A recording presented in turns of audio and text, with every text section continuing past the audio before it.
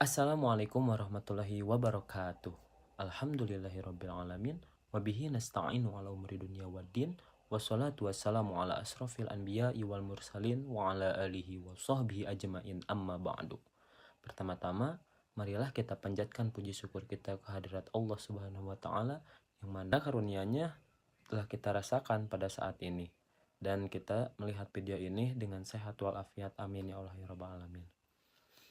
Kedua, tak lupa salawat serta salam mari kita curah limpahkan ke junjungan kita yakni Habibana wa Nabiyana Muhammad Sallallahu Alaihi Wasallam.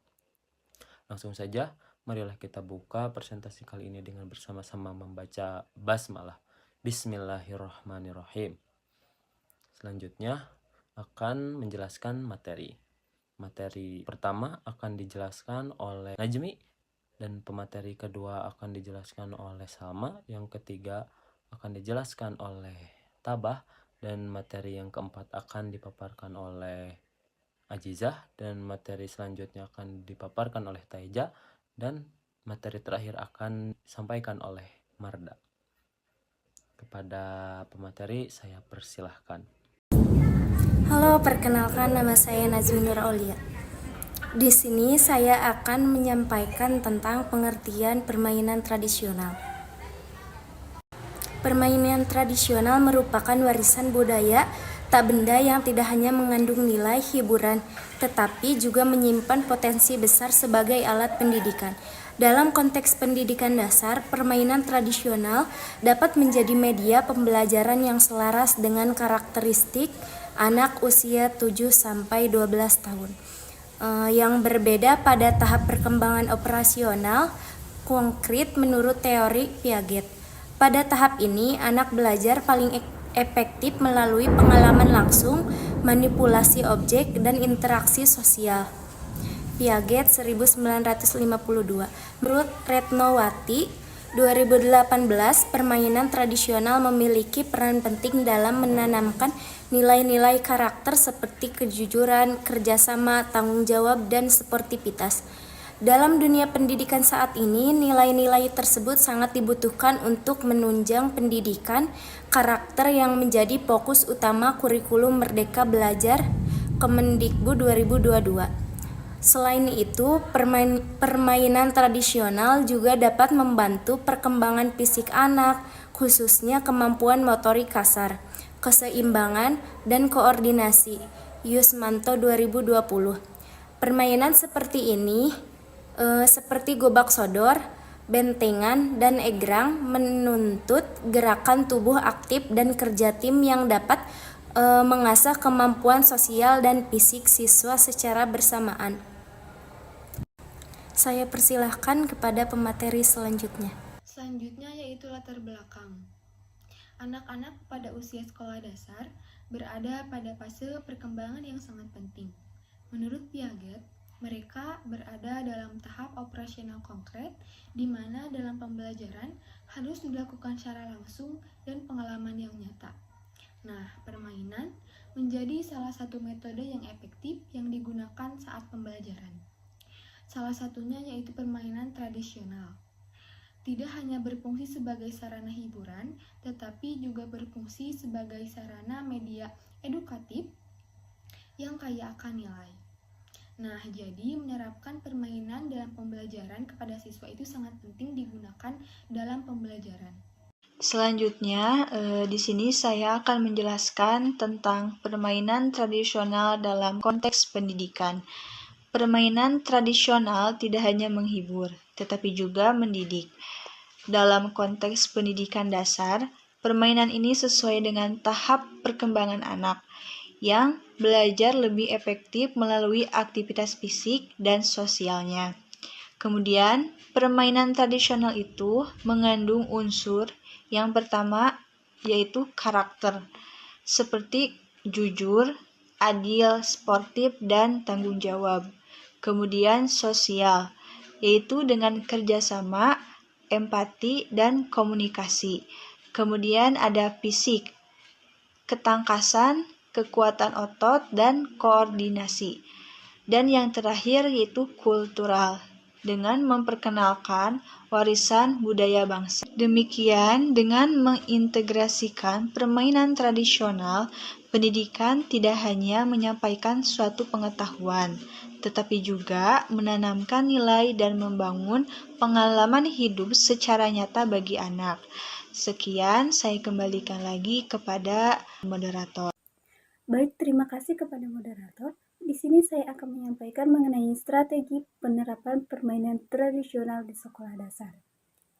Nah, penerapan permainan tradisional dalam pembelajaran itu tidak dapat dilakukan secara sembarangan, tetapi harus dirancang secara pedagogis agar sesuai dengan capaian pembelajaran dan kebutuhan siswa.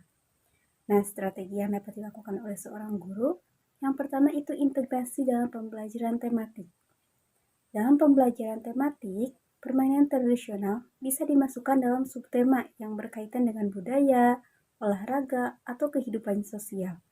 Contohnya, saat membahas tema kebersamaan di sekolah. Nah, siswa bisa memainkan permainan ular naga atau angklingan untuk memahami pentingnya kerjasama. Nah, lalu yang kedua, media penguatan kompetensi dasar.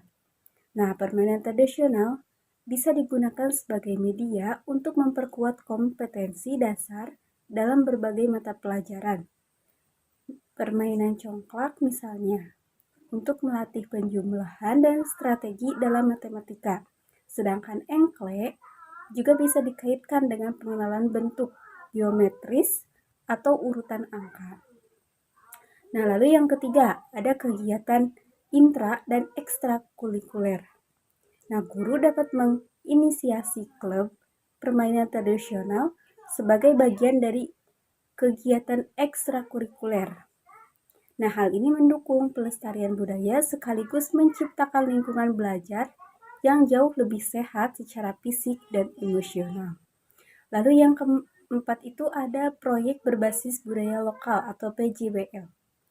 Nah, dengan mengangkat permainan tradisional khas daerah tertentu, siswa itu tidak hanya belajar bermain, tetapi juga menggali sejarah, makna simbolik, dan nilai-nilai lokal yang terkandung dalam permainan tersebut. Ini dapat memperkuat identitas budaya sejak dini. Lalu yang kelima, ada refleksi nilai.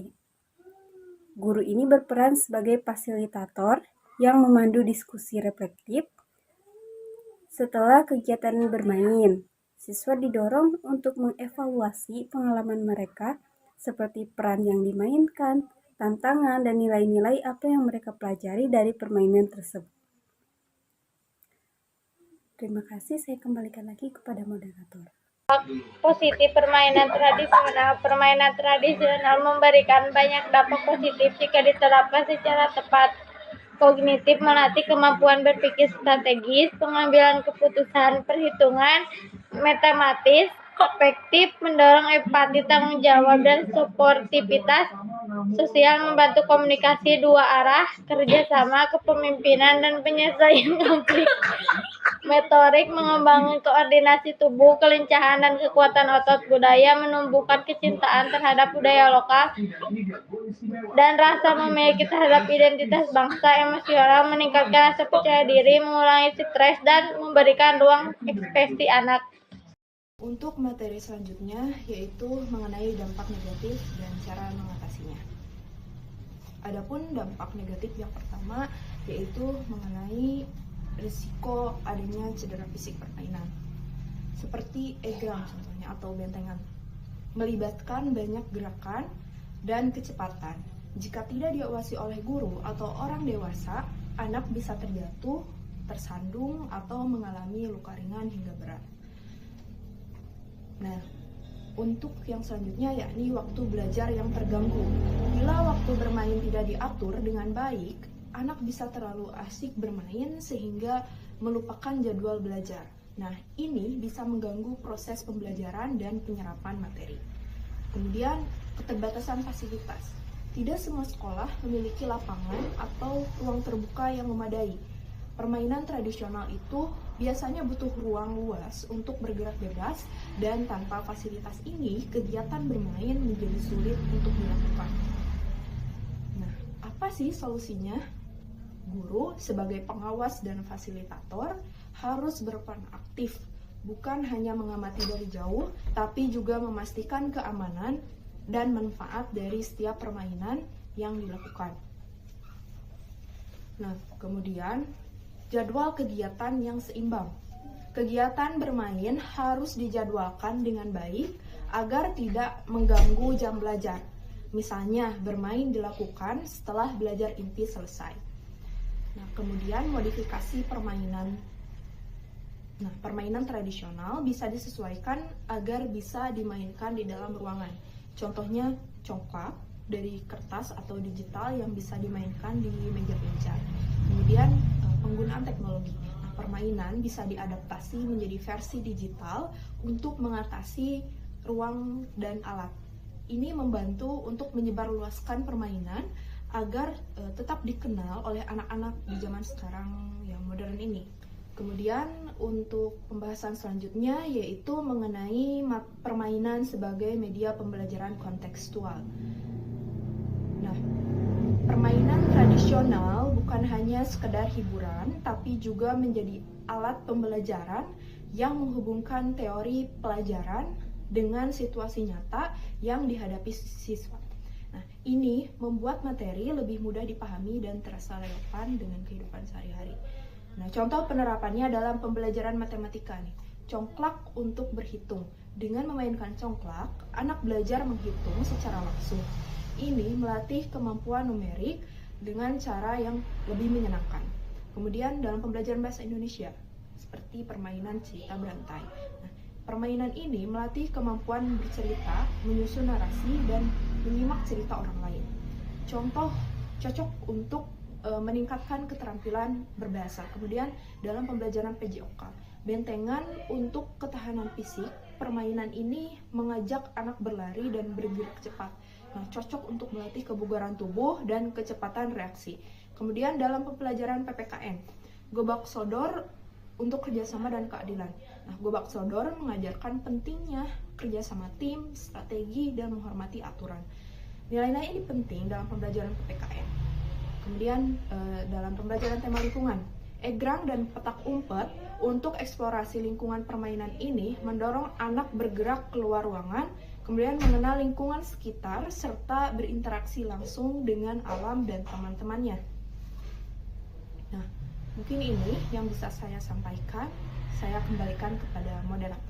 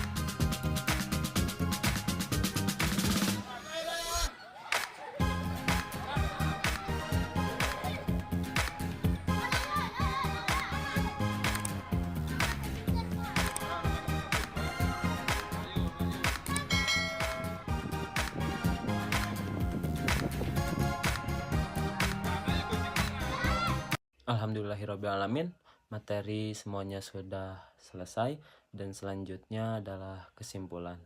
Permainan tradisional adalah permainan edukatif yang sangat kuat.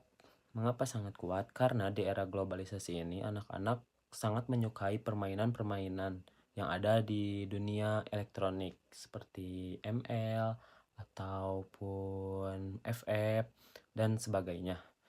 Permainan tradisional ini bisa mendorong anak-anak untuk meminimalisir penggunaan media sosial. Oleh karena itu, marilah kita buat permainan tradisional ini menarik di anak-anak, karena permainan tradisional ini bukan hanya membentuk anak-anak dalam pengetahuan, akan tetapi dengan karakternya juga. Dan semoga pendidikan Indonesia ini bisa menggunakan permainan-permainan tradisional yang ada dan untuk memodifikasinya lagi agar anak-anak bisa terangsang untuk pembelajaran pada materi yang diajarkan. Terima kasih semuanya. Mohon maaf apabila banyak kesalahan yang telah disampaikan. Apabila teman-teman kurang puas dengan pemaparan materi dan kesimpulan yang saya jelaskan dan teman-teman saya jelaskan, bisa teman-teman men-searchingnya lagi di Google, Learning by Google. Oke teman-teman, segitu saja. Terima kasih semuanya. Wassalamualaikum warahmatullahi wabarakatuh.